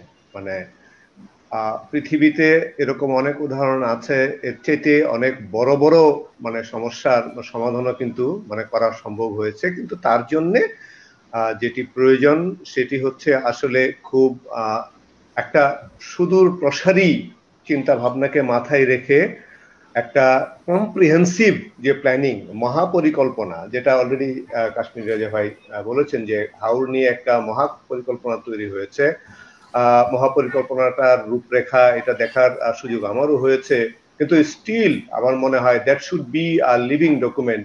এটাই শেষ না, আমাদের আরো অনেক গবেষণার মাধ্যমে এটাকে, এবং বিশেষ করে যারা ভুক্তভোগী মানুষ তাদের সঙ্গে কথা বলে, মানে যে মানুষ প্রতিনিয়ত এগুলোকে ফেস করছে তাদের কাছ থেকে আরো বেশি নলেজ নিয়ে এই পরিকল্পনাটাকে আরো বেশি কম্প্রিহেনসিভ, আরো বেশি প্র্যাগম্যাটিক করার সুযোগ মানে আছে। তো যেটা বলছিলাম যে ডেফিনেটলি এই দুটো বড় ঘটনা যদি ইয়ে করা যায়, আমি মনেই করি যে বন্যা চলমান, বন্যা থাকবেই, বন্যাকে মানে আমরা বন্যা থেকে দূরে থাকতে পারবো সেটা বলার সুযোগ নেই, কারণ ভূপ্রাকৃতিক কারণেই বন্যা দরকারও আছে, এবং ভূপ্রাকৃতিক কারণেই আমাদের বন্যা মানে এখানে হবে। এখন দরকার হচ্ছে বন্যাটাকে আমরা কিভাবে নিয়ন্ত্রণ করতে পারি এবং বন্যাটাকে কিভাবে আমাদের যে ক্ষতির যে মাত্রাটা কি আমরা কিভাবে কমিয়ে আনতে পারি। তো তার জন্য মানে ওই বাঁধ যেরকম একটা ব্যাপার আছে, আবার সবচেয়ে বড় যে জটিল মানে জরুরি জিনিস সেটা হচ্ছে যে নদীর গভীরতাটাকে যদি আমরা ধরে রাখতে পারি তাহলেই কিন্তু আমাদের নদীর খনন ধরে রাখতে পারি। আবার অনেক সময় এগুলোর পিছনে আমাদের যে দেশ, আমরা তো ভাটিক অঞ্চলের দেশ এই বাংলাদেশ, এখানে উজানে যে দেশগুলো আছে সেই উজানের দেশগুলোর যে পানি এবং তার প্রবাহ ইত্যাদি বিষয়ে কিন্তু আমাদের বন্যা এবং ইত্যাদি একটা কারণ হিসাবে কাজ করে। তো সেই সব ক্ষেত্রে সমস্যাগুলোকে অ্যাপ্রোপ্রিয়েটলি আইডেন্টিফাই করে কূটনৈতিক আলোচনা, পর্যালোচনা এবং কূটনৈতিক পর্যায়ে সমাধানের অনেক বিষয় রয়ে গেছে। তো যার জন্য বলছিলাম এটা হচ্ছে কিছু সমস্যা হচ্ছে স্থানীয় ভাবে নেওয়া সম্ভব হবে, যে মানুষের মধ্যে সচেতনতার এই জায়গাগুলো মানে তৈরি করা, যে মানে তার নিজ নিজ অবস্থান থেকে কিভাবে মানে বন্যা কিংবা তার যে হাওরের আরেকটা বড় সমস্যা হচ্ছে যে আফাল যেটাকে বলা হয়, এই আফালের কারণে মানুষের বাস্তু ভিটা অনেক বেশি ক্ষতিগ্রস্ত হয়। আপনি দেখবেন যে প্রতিনিয়তই হাওরের মানুষের জীবনের বড় একটা সংকট হচ্ছে মানে এই উঁচু মানে হাওরের মানুষের যে ভিটাটা তৈরি করতেই তার বিরাট বড় একটা সংগ্রাম করতে হয়, কারণ হচ্ছে ভিটা অনেক উঁচু করতে হয়, অনেক মাটি দিতে হয়, যখন একটু ঢেউ আসে এই ঢেউয়ে কিন্তু এগুলোকে স্থানীয়ভাবে বলে আফাল, এর ফলে কিন্তু মানে ভিটাটা মানে চলে যাচ্ছে। এর পেছনে তাদের অনেক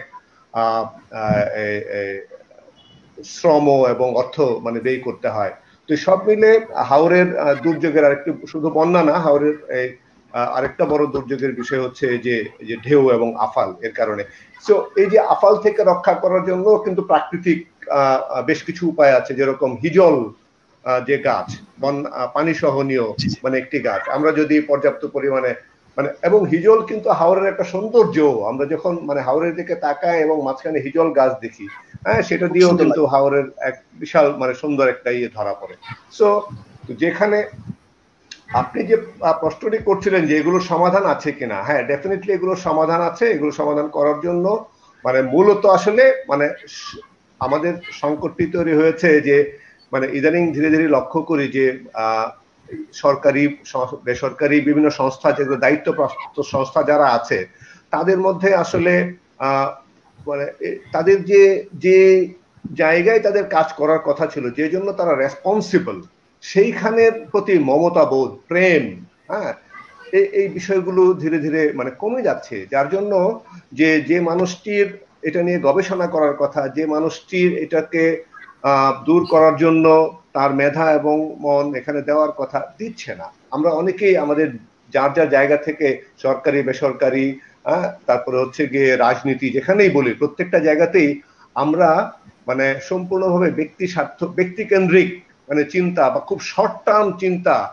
সমষ্টিক চিন্তা থেকে সরে গিয়ে, সুদূর প্রসারী চিন্তা থেকে সরে গিয়ে আমরা কি করে অল্প মানে সময়ের মধ্যে লাভ করা যায়, হ্যাঁ আমরা কিভাবে মানে খুব সামান্যভাবে সমাধান করা যায়, এই দিকে তাকাচ্ছি।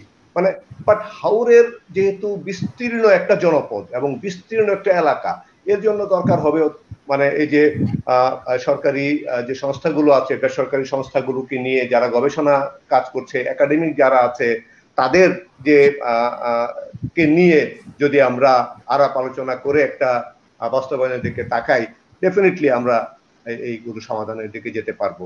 আর হাওরের সবচেয়ে মানে বড় যে মানে বিষয় হচ্ছে মানে জীবিকার একটা সংকট কিন্তু আছে। এটা নিয়ে হয়তো রেজা ভাই আরো ভালো বলতে পারবেন যে এই জীবিকাটার যদি আমরা কিছু অল্টারনেটিভ যদি তৈরি করতে পারি, মানে বিকল্প জীবিকার যদি সুযোগ সংস্থান করতে পারি, সেটাও কিন্তু এই যে তাদের এই দুর্দশা থেকে বা আর্থিক সংকট থেকে বা বিপর্যয় থেকে রক্ষা করার একটা প্রক্রিয়া তৈরি হতে পারে। Thank you. জি রেজা ভাই আপনি কি মনে করেন যে আমরা জানি যে বিকল্প জীবিকা একটা হতে পারে যে হাঁসের পালন, ট্যুরিজম যে একটা বড় সেক্টর হতে পারে, এছাড়া আর কি হতে পারে, মানে সম্ভাবনা কি কি আছে হাওরের? না, বিকল্প আসলে বেশ কিছু বিকল্প আছে, আমাদেরকে চিন্তা ভাবনা করতে হবে এইসব বিষয় নিয়ে, কারণ বিকল্প জীবিকা ছাড়া হাওরের মানুষকে আসলে বাঁচানো যাবে না। যেমন এই একটা আপনি ইতিমধ্যেই বলছেন যে ট্যুরিজমের কথা, হ্যাঁ ট্যুরিজমের অনেক সম্ভাবনা আছে, এবং পরিবেশ সম্মত ট্যুরিজম যদি আমরা করি তাহলে কিন্তু অনেক মানুষের কর্মসংস্থান হবে। যেমন আমরা আমাদের সংগঠনের পক্ষ থেকে এই যে টাঙ্গুয়ার হাওরে বিশেষ করে কাজ করি অনেক সময়, যে টাঙ্গুয়ার হাওরে যে পর্যটনটা সেটাকে কিভাবে শৃঙ্খলার ভিতরে আনা যায় সেটা নিয়ে আমরা কিন্তু বেশ কিছু সভাও করেছি। যেমন আমি ইতিমধ্যে বলেছি যে সুনামগঞ্জে জেলা প্রশাসকের সম্মেলন কক্ষে আমরা সুনামগঞ্জের সকল এমপি মহোদয়, মাননীয় মন্ত্রী, পরিকল্পনা মন্ত্রী সহ আমরা মিটিং করেছি, এবং মানুষের সাথে লোকালি গিয়ে বিভিন্ন বাজারেও কিন্তু আমরা সভা সমিতি করেছি, তাদের কাছ থেকে জানতে চেয়েছি যে কি করা যায়। এখানে একটা বিষয় হলো, আমরা যদি স্পেসিফিক্যালি টাঙ্গুয়ার হাওরের কথাই বলি, যে এই যে হাওরের মধ্যে বড় বড় ইঞ্জিন চালিত নৌকাগুলো যাচ্ছে, এতে পরিবেশ দূষণ হচ্ছে। কিন্তু আমরা যদি এই ইঞ্জিন চালিত নৌকাগুলোকে একটু আগেই আটকে দিই, যে না ইঞ্জিন চালিত নৌকা টাঙ্গুয়ার হাওরে ঢুকতে পারবে না, মনে করেন টাঙ্গুয়ার হাওরের আগে লতিফপুর হাওর আছে, লতিফপুর হাওরে আমরা ইঞ্জিন চালিত নৌকাগুলো আটকে দিলাম, এরপরে হাতে চালিত নৌকায় তারা ঘুরে দেখবে। দেখুন এতে দুটি লাভ হচ্ছে, একটি হলো হাতে চালিত নৌকায় অনেক মানুষের কর্মসংস্থান হচ্ছে, ছোট ছোট এখানে শত শত নৌকা থাকবে, সেই নৌকা দিয়ে মানুষ যাবে, সেই সব মানুষের কর্মসংস্থান হবে। হাতে চালিত নৌকায় কর্মসংস্থান হচ্ছে, এর পাশাপাশি পরিবেশটাও কিন্তু দূষিত হচ্ছে না, কারণ হাতে চালিত নৌকায় তেল লাগছে না, যার দরুন এই যে তেল মিশ্রণ হওয়া, পানির গুণাগুণ নষ্ট হওয়া, সেই বিষয়টাই থাকছে না। পর্যটনের একটা সম্ভাবনা কিন্তু আছে, এবং পর্যটন থেকে মানুষের কর্মসংস্থানের সম্ভাবনা আছে।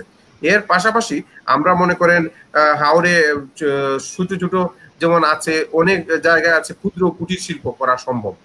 হ্যাঁ, যেমন শীতল পাটির একটা সম্ভাবনা আছে, টাঙ্গুয়ার পাড়ে বেশ কিছু গ্রাম আমরা দেখছি, এইসব গ্রামে শীতল পাটি তারা বুনতে পারে এবং খুব সুন্দর শীতল পাটি হয়, তো শীতল পাটির একটা সম্ভাবনা আছে।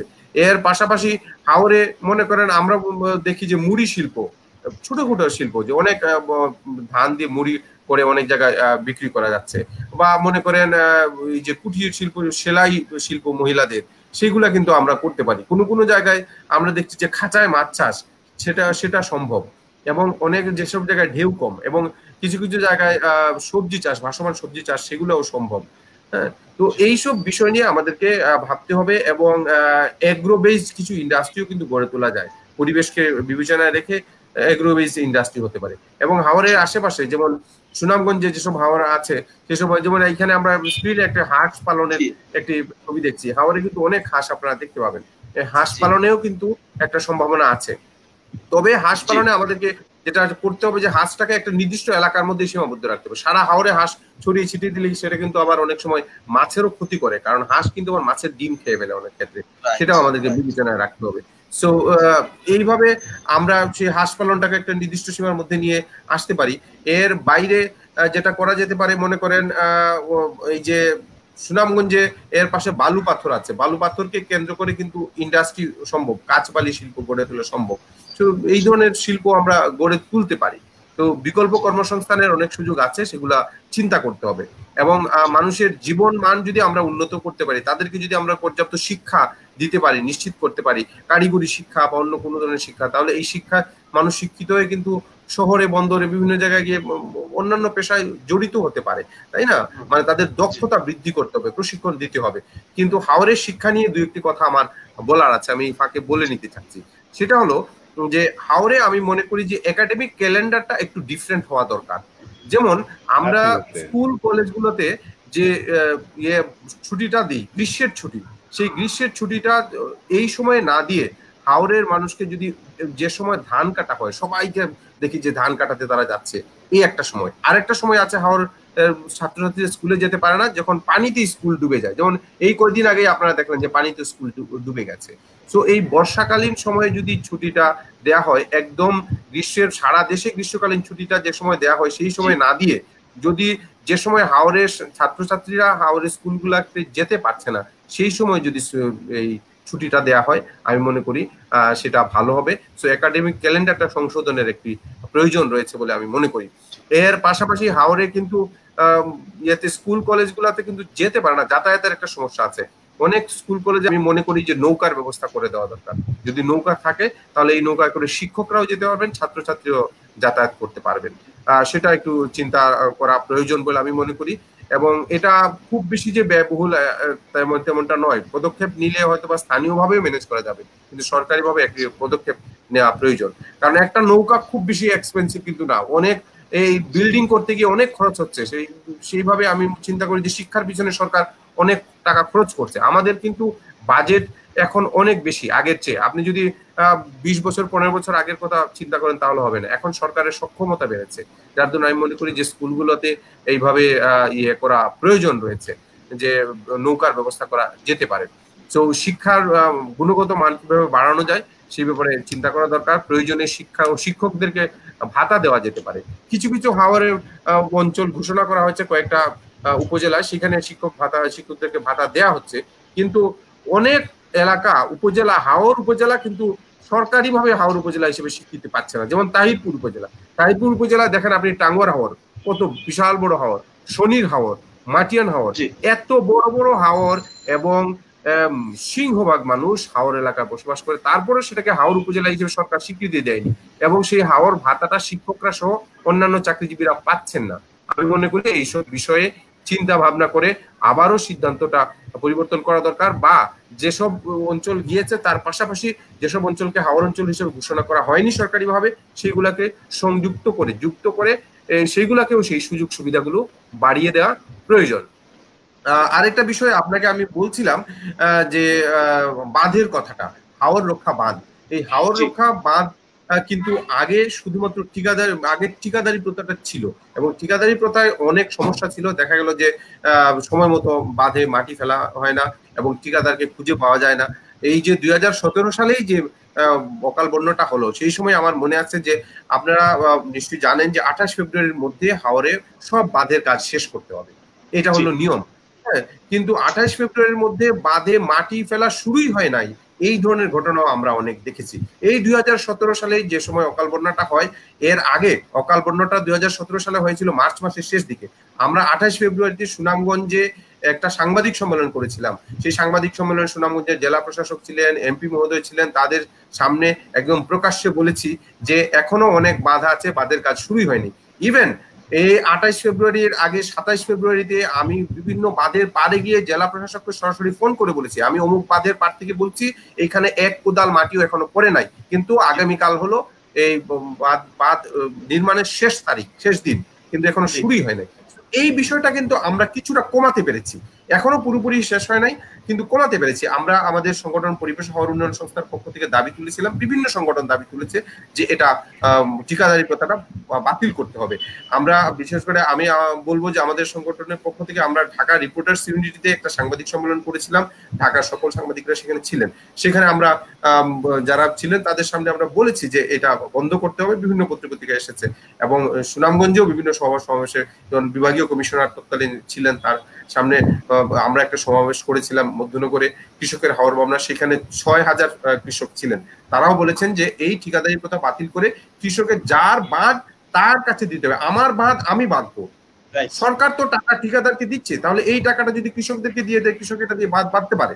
এবং কৃষক যে সময় বাঁধ বাঁধে, তখন যেটা হয় যে আমি যখন আমার ধান রক্ষা করার জন্য বাঁধটা করব, তখন আমি বাঁধটা শক্ত করে করব আমার নিজের স্বার্থেই, কারণ আমার ধান তো আমাকে বাঁচাতে হবে। এখন আলহামদুলিল্লাহ ভালো হচ্ছে, কিন্তু তারপরে অনেক সমস্যা রয়ে গেছে হাওর রক্ষা বাঁধে। এই বেশ কিছু জায়গায় দুর্নীতিও হচ্ছে, আগেও হয়েছিল, আগে ব্যাপকভাবে হয়েছে, এখনো দেখা যায় যে কোনো কোনো জায়গায় যে বরাদ্দ বেশি হচ্ছে, হ্যাঁ, দেখা যাচ্ছে যে অপ্রয়োজনীয় বাঁধ হচ্ছে। সেই বিষয়গুলো চিন্তা ভাবনা করার প্রয়োজন আছে। এই ব্যবস্থায় যেভাবে কমিটিগুলো হওয়ার কথা ছিল কৃষকদেরকে নিয়ে, সেভাবে হচ্ছে না। গণশুনানির কথা আমরা বলেছিলাম, নীতিমালাও আছে গণশুনানির কথা, কিন্তু গণশুনানি হচ্ছে না। বা গণশুনানি হলেও সেই গণশুনানিতে কমিটি হচ্ছে না, কমিটি হচ্ছে একটা ছোট বদ্ধ গড়ে। সেই জিনিসগুলো যেন না হয়, সেই ত্রুটিগুলো যেন সামলে নেওয়া হয়, সেই বিষয়গুলো নজরে আনার জন্য আমরা সকলের কাছে এবং সংশ্লিষ্ট মহল সরকার আছে, সরকারের কাছে দাবি তুলব। এবং আপনারা দেখেন, আমরা হাওরের শিক্ষার কথা ইতিমধ্যে বলেছি, কিন্তু স্বাস্থ্য খাতটাও কিন্তু হাওরে বেশ নাজুক রয়েছে। হাওরে দেখা যায় যে যোগাযোগ ব্যবস্থা ভালো না। কারো যদি শারীরিক কোনো সমস্যা হয়, বিশেষ করে প্রসূতি মাদেরকে আমি দেখেছি যে অনেক কষ্ট করে শহরে নিয়ে আসতে হয়। অনেকেরই রাস্তাঘাটে প্রসব হয়েছে, এমন ঘটনাও ঘটেছে। রাস্তাঘাটে অনেকে মারা গিয়েছেন, এই ধরনের ঘটনাও ঘটেছে। তার জন্য হাওরের স্বাস্থ্য সেবাটাকে আরো বেশি গুরুত্ব দেওয়া প্রয়োজন।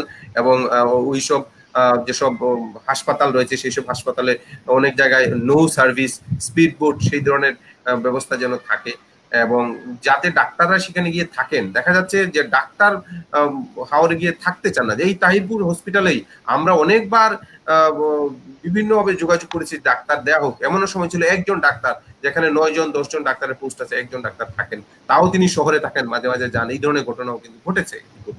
সো এইগুলা কিন্তু দূর করতে হলে এই যে হাওর ভাতাটা সব এলাকায় ডাক্তারকে দিতে হবে, এবং যোগাযোগ ব্যবস্থা উন্নত করতে হবে। হাওরের সুযোগ সুবিধা যদি বৃদ্ধি করায়, জীবন মান যদি ভালো থাকে, ডাক্তাররা গিয়ে থাকবেন, অফিসাররা গিয়ে থাকবেন, সেই ধরনের ব্যবস্থা করা প্রয়োজন বলে আমি মনে করছি।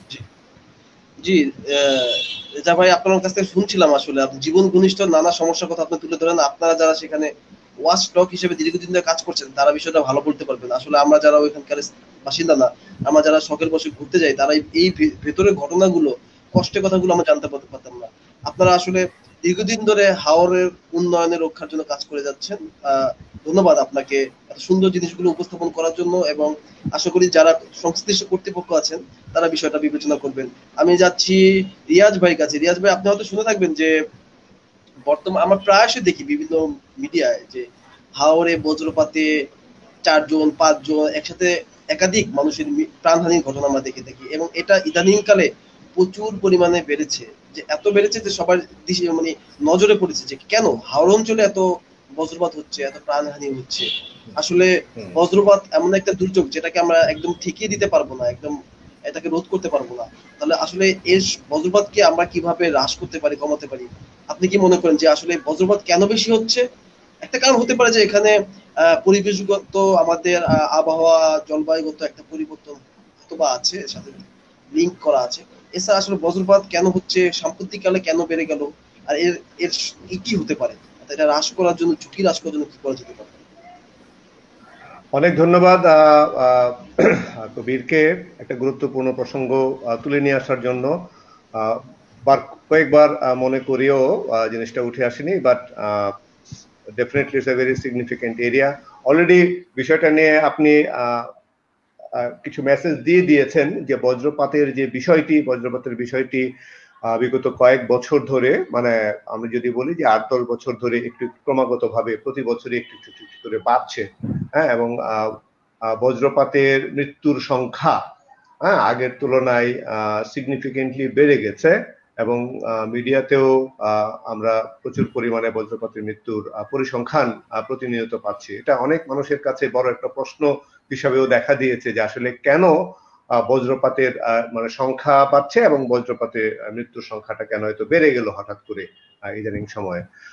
তো আসলে বজ্রপাত কেন হঠাৎ করে এই পরিমাণ একটু করে বাড়ছে সুনির্দিষ্টভাবে মানে এখনো বলার সুযোগ আসেনি, কিন্তু ধরে নেওয়া হচ্ছে, ধারণা করা হচ্ছে যে সামগ্রিকভাবে যে আমাদের পরিবেশ এবং জলবায়ুগত যে পরিবর্তনটা হয়েছে, পার্টিকুলারলি ক্লাইমেট চেঞ্জ, জলবায়ু পরিবর্তনের একটা বিরূপ প্রভাব হিসাবেই বজ্রপাতের মানে ঘটনাগুলো মানে ঘটছে।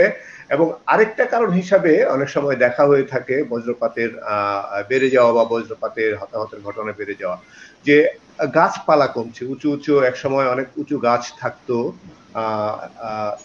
এই গাছগুলো বজ্রপাত, বিশেষ করে তাল গাছ, হ্যাঁ, বড় বড় সুপারি গাছ, নারকেল গাছ, এগুলো বজ্রপাতকে লোকমুখে ধারণা করা হয়ে থাকে যে বজ্রপাত সহনীয় কিছু বিষয়, এবং এগুলো যদি থাকে তাহলে বজ্রপাতের প্রভাব কিছুটা মানে কমে আসতে পারে। যদিও এগুলো ঠিক সুনির্দিষ্টভাবে মানে বলা যাবে না, বাট মানুষ এই সম্পর্কে ধারণাগুলো করে। আরেকটা বিষয় হচ্ছে 10,000 তাল গাছ রোপণ করা হবে সারা দেশে বজ্রপাত রুখে দেওয়ার জন্য। রুখে দেওয়ার জন্য। এখন এটাই বজ্রপাতকে রুখে দেওয়ার একমাত্র বিষয় তো থাকবে না, বাট ডেফিনেটলি সিগনিফিক্যান্ট একটা রোল প্লে করবে বলে আমরা বিশ্বাস করি, এবং এটা খুব দরকার।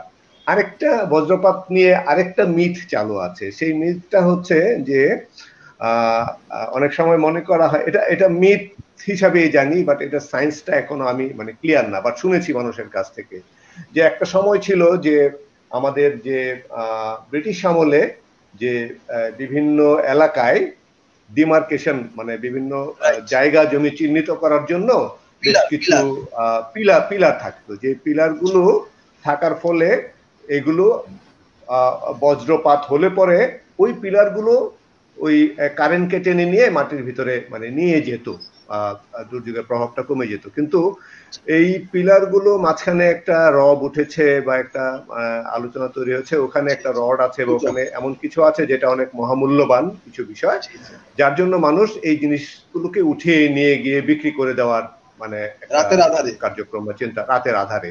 এইটাও মানে বিরাট বড় একটা কারণ হিসাবে মানে চিহ্নিত করা হয়েছে, দেখা হয়েছে যে ডেফিনেটলি ওই এই পিলারগুলো বজ্রপাতকে টেনে এনে মাটিতে নিয়ে যাওয়ার প্রক্রিয়াটা করতো, কিন্তু এখন এটা অনেক কমে গেছে। এসব নানাবিধ কারণে বজ্রপাত প্রাকৃতিক এবং মানব সৃষ্ট কিছু মানে কারণে এটা হয়েছে। কিন্তু একটা জিনিস এখনো আমাদের একটা গবেষণার থেকে জানতে পেরেছি যে বজ্রপাতে যে আমাদের দেশে সুনামগঞ্জ এলাকায় সবচেয়ে অনেক বেশি মানে বজ্রপাত হয়, এবং সেখানে যে মৃত্যুর যে পরিসংখ্যান বা চিত্রটা আমরা দেখি, সেখানে আমরা দেখবো যারা বিশেষ করে কৃষি কাজের সঙ্গে জড়িত, ক্ষেত খামারে যারা কাজ করে, মৃতের সংখ্যা তাদের বেলাতেই বেশি, তারাই মানে এর শিকার হচ্ছেন। এখন সেক্ষেত্রে কি যোগাযোগ, আপনি যোগাযোগের মানুষ, সেক্ষেত্রে কি কৃষকদের কাছে অ্যাওয়ারনেস বিল্ডিং এর জন্য মেসেজটা কাজে লাগতে পারে না, যে কোন সময় তাদের বাইরে যাওয়া উচিত?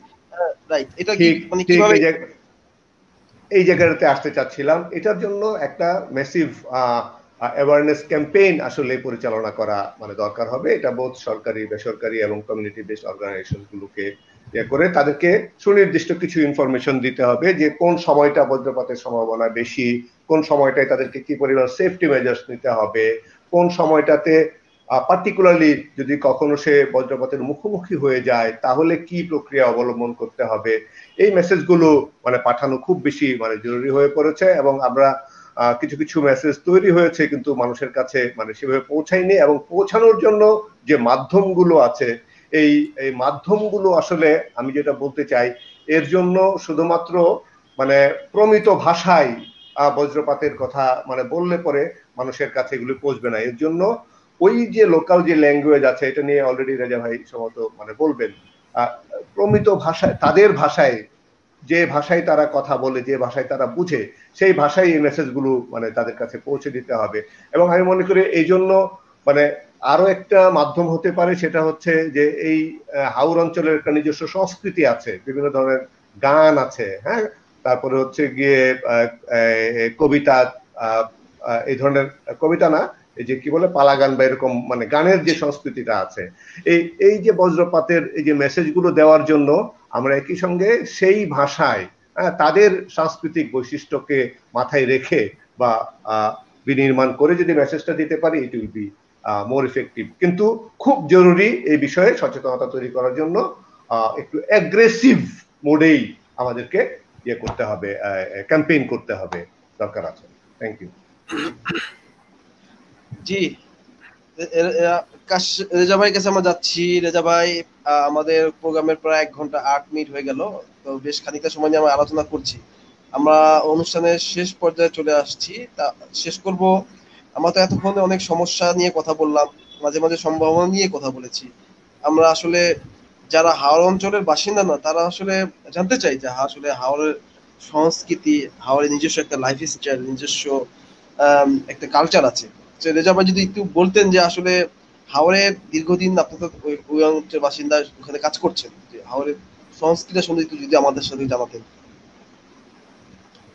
জি ধন্যবাদ। আমরা অনেক বিষয় নিয়ে কথা বলেছি ইতিমধ্যেই।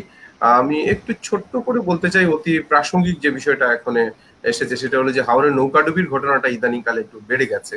এই যে বিশেষ করে আমি একটা মিনিট বলতে চাই, সেটা হলো যে নৌকাডুবি কেন হচ্ছে সেটা যদি আমরা দেখি যে এখানে কয়েকটি বিষয় দায়ী। এরা কি একটি হলো, পর্যটক? এরা কি হ্যাঁ, পর্যটকরা? পর্যটক বেশিরভাগই পর্যটকের বাইরেও নৌকাডুবি হচ্ছে। সেখানে যেমন এইখানে কারা যাচ্ছেন, যারা যাচ্ছেন তাদের একটা বিষয় নৌকা, আর একটা বিষয় নৌকার ড্রাইভার, এবং এর পাশাপাশি প্রশাসন এবং প্রকৃতি, এই বিষয়গুলো সম্পৃক্ত। যেমন যারা যাচ্ছেন তারা অনেকেই সাঁতার জানেন না, তো সাঁতার জানেন না, আপনি একটা লাইফ জ্যাকেটও নাই সেখানে এমন একটা নৌকায় যাচ্ছেন, সেটা তো আপনার উচিত না, তাই না? যারা নৌকাগুলো জি। করবেন সেই নৌকাগুলো পর্যাপ্ত লাইফ জ্যাকেট, বয়া বা অন্যান্য যে সুরক্ষা সামগ্রী সেগুলো আছে কিনা। এবং আমরা দেখি যে সমুদ্রে বা বিভিন্ন জায়গায় যেতে হলে অনেক সময় লাল ফ্ল্যাগ টেনে দেয় যে এই সময় যাওয়া যাবে না। তো হাওরে যে সময় বেশি ঢেউ থাকে সেই সময় যদি নিষিদ্ধ করা হয় যে না এই সময় লাল ফ্ল্যাগ দেওয়া আছে, এই সময় কেউ যেতে পারবে না, এই বিষয়গুলো আমার মনে হয় এখন ভাবার প্রয়োজন রয়েছে। এবং এই যে দুর্ঘটনাগুলো ঘটছে সেগুলো তদন্ত করে সেগুলোর ব্যবস্থা নেওয়া এইটার প্রয়োজন বলে আমি মনে করছি, এবং এই ব্যাপারে সবাই সতর্ক থাকবেন, সেই জিনিসটা আমরা আশা করছি। কারণ এইভাবে যদি প্রাণহানি ঘটে তাহলে কিন্তু এটা অত্যন্ত দুঃখজনক একটা বিষয়, এবং এটা বন্ধ করা সম্ভব, নজরদারি দরকার।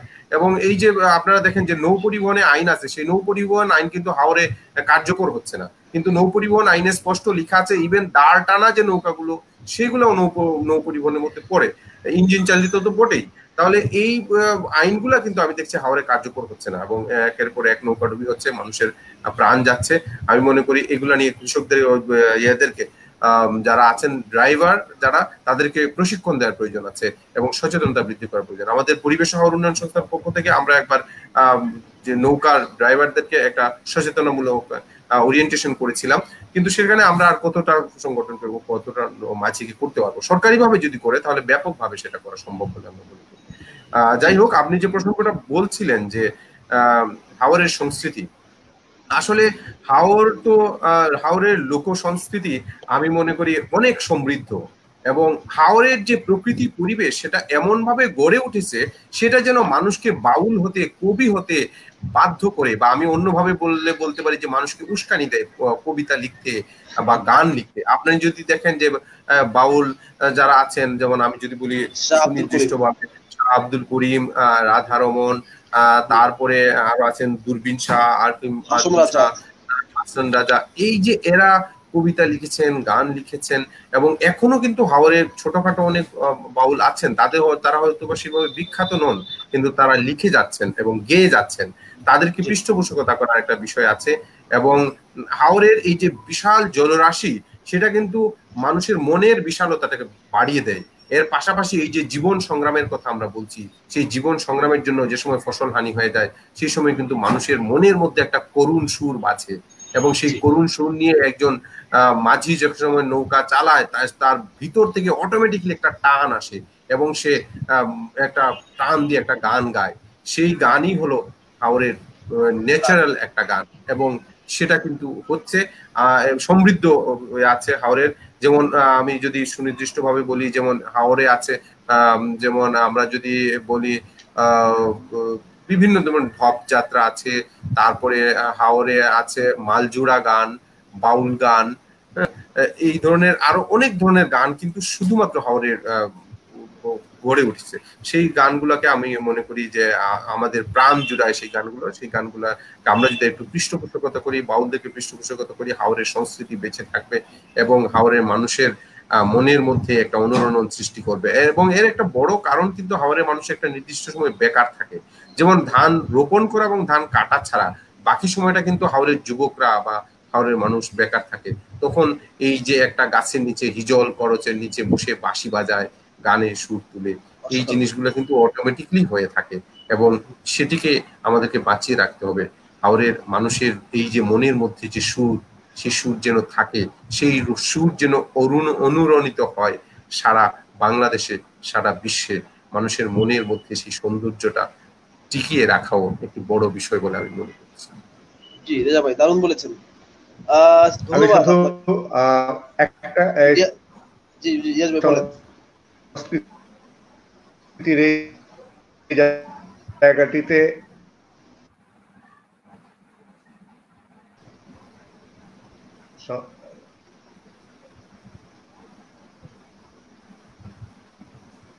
জি রিয়াজ ভাই, আপনার টেকনিক্যাল সমস্যা হচ্ছে বা মনে হচ্ছে।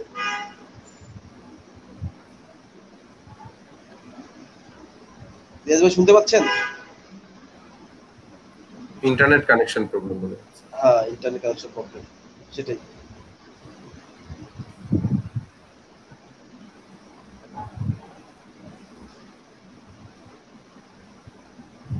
তো ঠিক আছে, উনি রেজা ভাই, উনি জয় হতে অনেক সময় কিন্তু গোলযোগ হচ্ছে, আমরা আবার সে আসলে তার কাছে ফিরে যাব। সেই আপনার কাছে আরেকটু আমি আরেকটু যদি জানতে চাই যে আমরা যারা আসলে পর্যটক ঢাকা থেকে বা দূর দূরান্ত থেকে বেড়াতে যাই, সেক্ষেত্রে তাদের উদ্দেশ্যে আপনি কি বলবেন? আমাদের কি নির্দেশনা মেনে চলা উচিত হাওরকে রক্ষার জন্য? হ্যাঁ, পর্যটক যারা যাচ্ছেন হাওরকে রক্ষা তো বটেই, তাদের নিজের জীবনেরও মূল্য আছে, নিজের জীবনও রক্ষা করতে হবে। যার দরুন আমি যারা পর্যটক যাচ্ছেন সবাইকে অনুরোধ করব যে আপনারা হাওরে বেড়াতে গেলে প্রথম কথা হলো যে আপনাদের সাঁতার জানাটা প্রয়োজন। যদি সাঁতার না জানেন তাহলে পর্যাপ্ত সুরক্ষা নিয়ে যেতে হবে। এবং আপনারা যখন যাচ্ছেন তখন এই তথ্যটা আপনাদের থাকা উচিত যে এই সময় হাওরে কি খুব বেশি ঢেউ হচ্ছে কিনা, নৌকাটা যথেষ্ট পরিমাণ বড় কিনা, যেমন ওভারলোডেড নৌকা অনেক সময় হয়ে যায় সেইগুলা কিনা, আপনার নিজের জীবনের ঝুঁকি আপনি নিবেন না। আরেকটা বিষয় হলো হাওরের পরিবেশটা আপনারা ঠিক রাখবেন যারা যাচ্ছেন। অবশ্যই যত্রতত্র আপনারা গার্বেজ ফেলবেন না, প্লাস্টিক ফেলবেন না। পরিবেশটা আপনারা বজায় রাখবেন।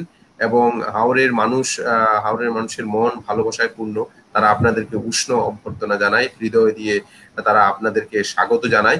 আমরা আশা করি যে আপনারা হাওরে অবশ্যই পর্যটনে আসবেন। তবে এখন যে সময়টা চলছে কোভিড-19 এর যে সিচুয়েশন, সেখানে আপনারা সামাজিক দূরত্ব বজায় রেখে সুরক্ষা সামগ্রী নিয়ে চলাটা প্রয়োজন। এবং উচ্চস্বরে অনেকে গান বাজনা করেন, সেটা যেন না করা হয়, কারণ সেটা হাওরের পরিবেশ এবং পরিবেশের জন্য মোটেও যায় না। আপনারা যদি এইসব বিষয় খেয়াল রাখেন, আপনারা আসেন হাওরে, এবং হাওরের মানুষ আপনাদেরকে তাদের ভালোবাসা দিয়ে বরণ করবে। হাওরের যে পর্যটন, সেটি পরিবেশ বান্ধব পর্যটন করে উঠবে, সেই প্রত্যাশাটা আমরা রাখছি। জি, অনেক ধন্যবাদ। আমরা দীর্ঘ আলোচনা করলাম, অনেক কিছু জানলাম রেজা ভাই আপনার কাছ থেকে। জীবন ঘনিষ্ঠ হাওরের জীবন ঘনিষ্ঠ অনেক বিষয় জানতে পারলাম। আপনাকে আবার ধন্যবাদ জানাচ্ছি। আসলে আপনারা আছেন বলে, আপনার কাজ করছেন বলে আমরা আমাদের সংস্কৃতি একটা বিশাল অংশ হাওর, আমরা হাওরকে ধারণ করতে চাই, লালন করতে চাই, হাওরকে নিয়ে আমরা এগিয়ে যেতে চাই। আপনারা এগিয়ে যান, যেভাবে কাজ করছেন সেভাবে কাজ করে যান। আমরা আশা করি হাওর আমাদের বহির্বিশ্বে আমাদের মুখ উজ্জ্বল করবে। যেরকম আমার হাকালুকি কি টাঙ্গুয়ার, যেটা বিশ্ব সংস্কৃতির একটা ঐতিহ্য অংশ হিসেবে হয়েছে। তা আশা করি যে অন্যান্য হাওরও আমাদের সেই গৌরব আমাদের জন্য নিয়ে আসবে। আমরা রিয়াজ ভাইকে নিতে পারলাম না, অনেকক্ষণ তাদের অপেক্ষা করলাম, তার সমস্যাটা দীর্ঘস্থায়ী হয়তো বা। আমরা অনুষ্ঠান শেষের দিকে চলে আসছি, হয়তো আবারও কোনো অনুষ্ঠানে স্পেসিফিক বিশেষ অঞ্চল হাওর নিয়ে আরো বিস্তারিত কথা বলবো। আরো সমস্যা, আরো সম্ভাবনা, আরো চ্যালেঞ্জ, অপরচুনিটি সব নিয়ে আমরা কথা বলবো। ততক্ষণ পর্যন্ত আমাদের সাথে থাকুন। সবাইকে ধন্যবাদ। দুর্যোগ জানুন, ঝুঁকি কমান।